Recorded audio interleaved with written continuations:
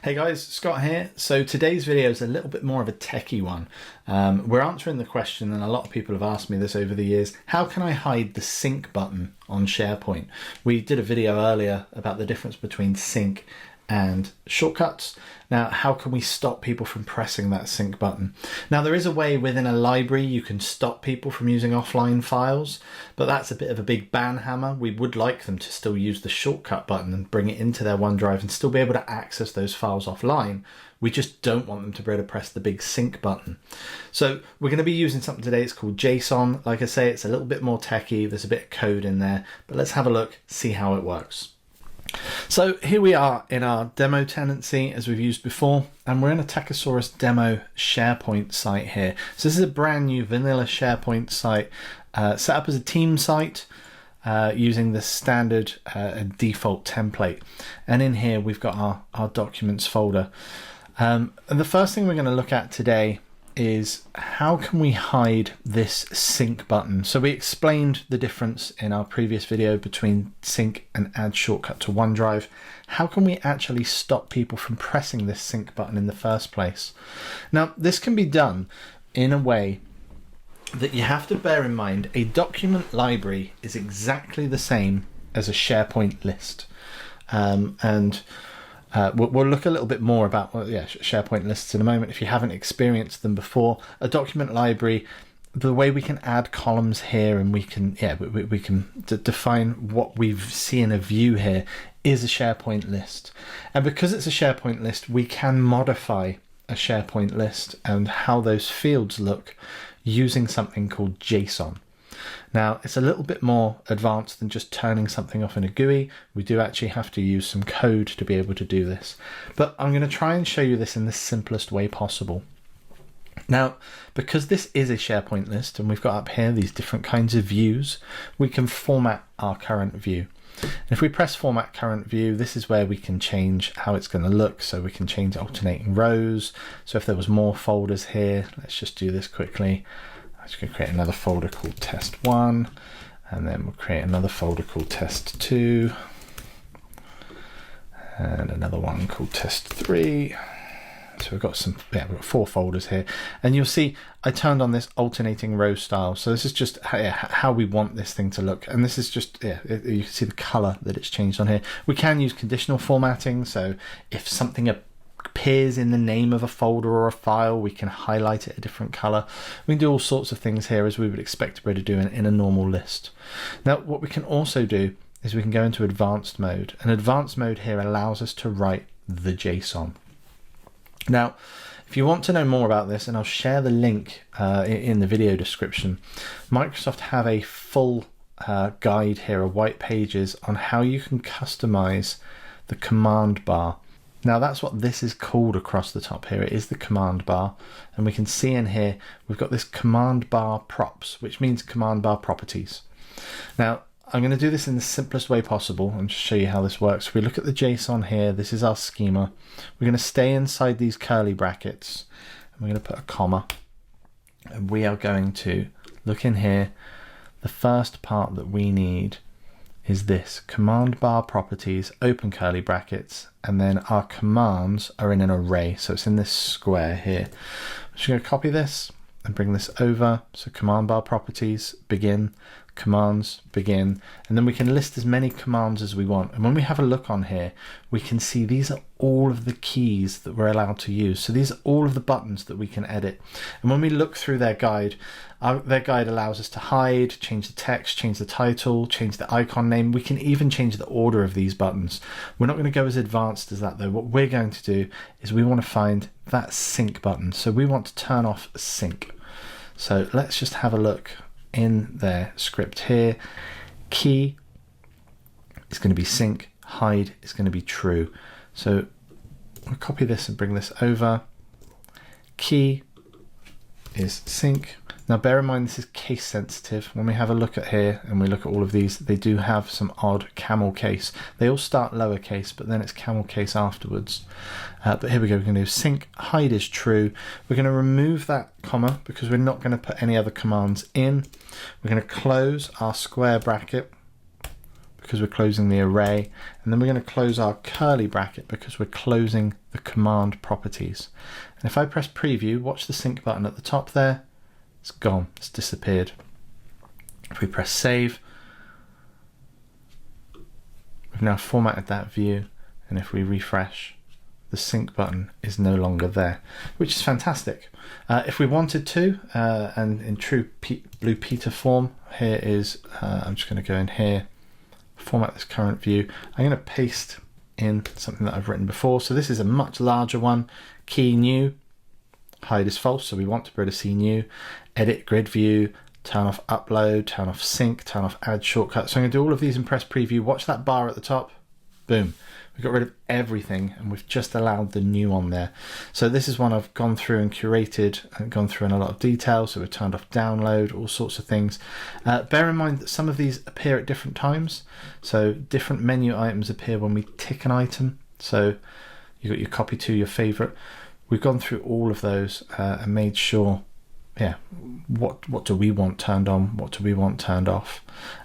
We've even got in here a really important one for me is sometimes we don't want people to be able to create links, and in here if you were to customize this view, so let me just turn all of this back off again, so we can delete, press save. When we go into new here, we can edit our new menu, and if we edit the new menu, you'll notice you can't turn off links. That is again all done through this, through JSON. So if we refresh our page a second just to get our default JSON back, so there's that link. If we just wanted to remove link, let's go format current view. We'll put our command bar props in again. I'm going to copy and paste this one over. So comma, command bar props. We want to then, we've closed our view, close our single, so close the array, close the curly brackets to close command bar props, and the key for that one was new link. So if we just put in new link, change that to true, to hide, press preview, and in here we can now see the new link has gone. You can also see there that we've got this edit new menu, and if we wanted that to be gone, again, we'll just put in here, edit new menu, hide true, remove our comma, save, new. So there we go. We've got rid of new menu and we've got rid of link. So bits we would normally not be able to edit with a standard GUI, we're changing directly from the JSON in here. So let's get rid of that sync again. We're just going to add a whole new key in here. Key is sync, hide is true. Make sure there's no comma on our last one, save, and we've got rid of the sync button up there. So we have full control to be able to do this in JSON. Now, something that's quite important with this though, is out of the box, people can go into here and create their own views though. And what we're going to do is just have a look at that. I'm an owner here. So as an owner, I can add new columns. I can also create new views. What I've also done though is I've added Patty. So Patty is added as a member. So Patty has less permissions as a member, but let's just have a look at what happens if I'm logged in as Patty. So I'm just going to log in as Patty now.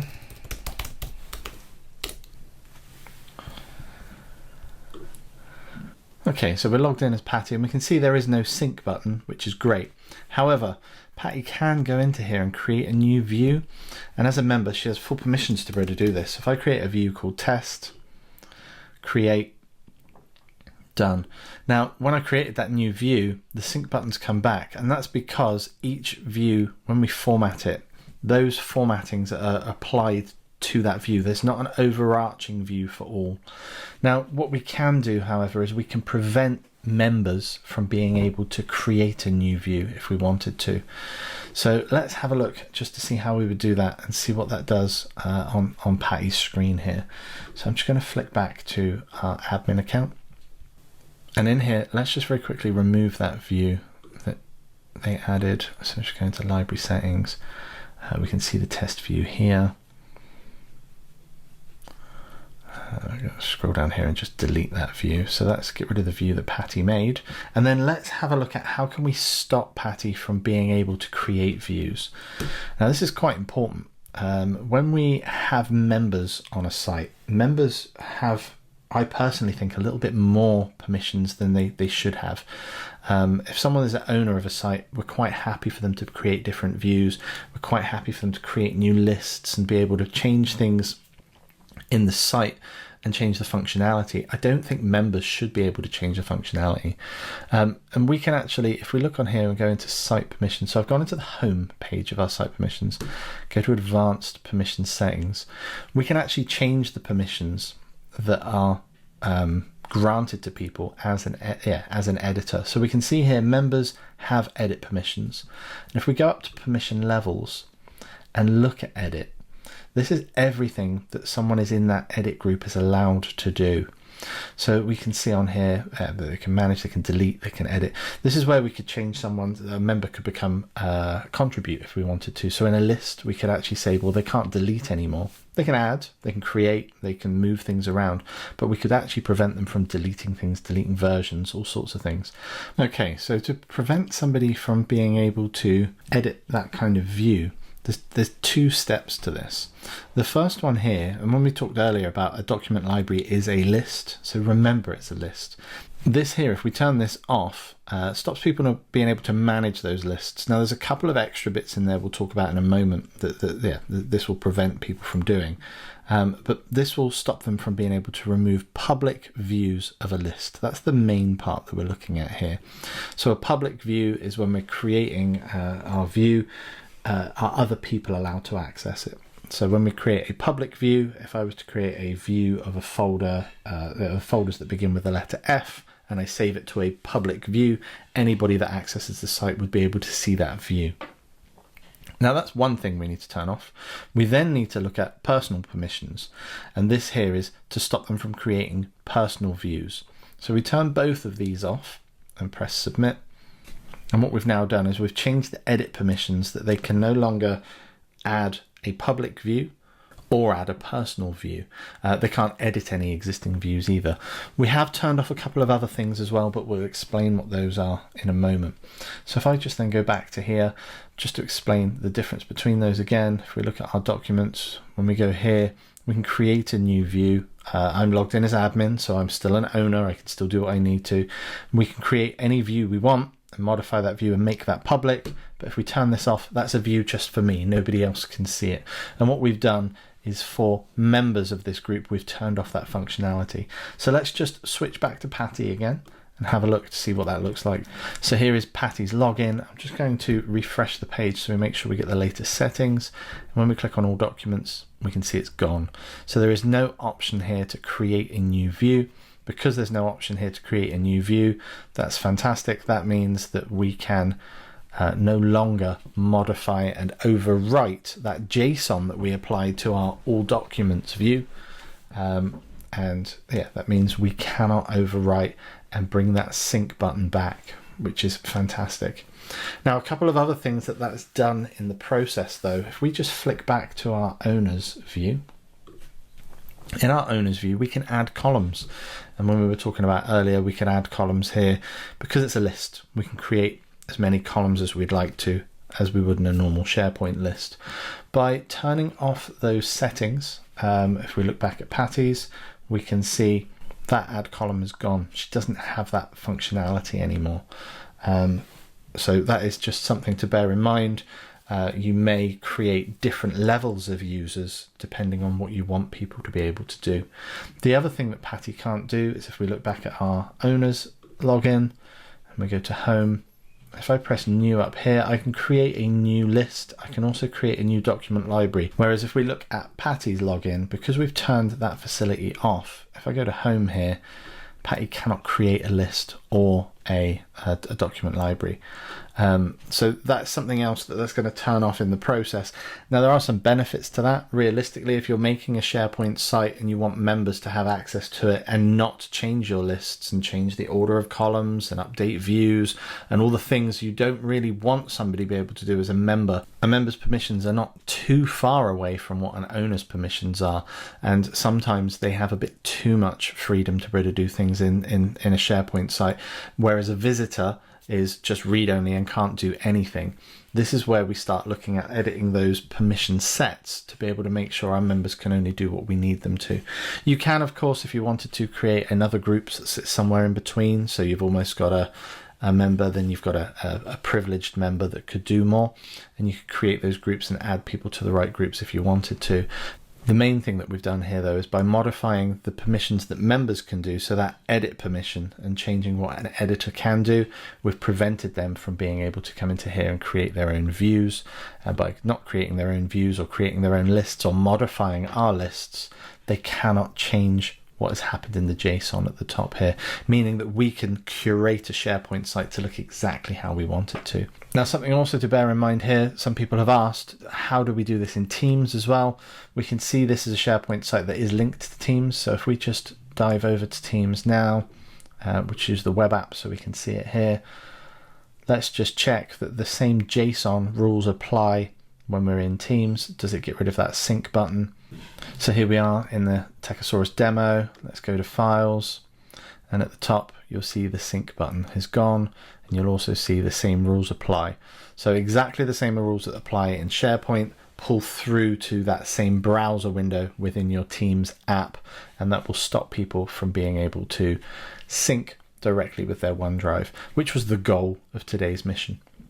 And that brings us to the end of the video. So what we've done there, we've used JSON to change the view of the document library to get rid of the sync button. And as promised, I'll share the link with you about those command bar properties from Microsoft. That'll be in the description below, meaning you can change any of those buttons. So that's on a document library. Obviously there's different buttons there to what there is on a SharePoint list, but we can actually turn those on and off. And then what we did was we looked at how can we change the user's permissions to ensure they can't go and create another view that would just turn those buttons back on again. Now, obviously, with yourselves and however you want to use this, you don't necessarily have to go to that level of detail. You can just trust that the default view has hidden the sync button. Therefore, hopefully the layman that's using it isn't going to dig around too much to be able to turn that sync button back on. But I wanted to show you everything so you can then use that in your own way and your own workflow to make sure you're applying the right permissions to your tenancy. As always, be excellent to each other, and if you like what you've seen, like, subscribe, share it with others, and we'll see you soon.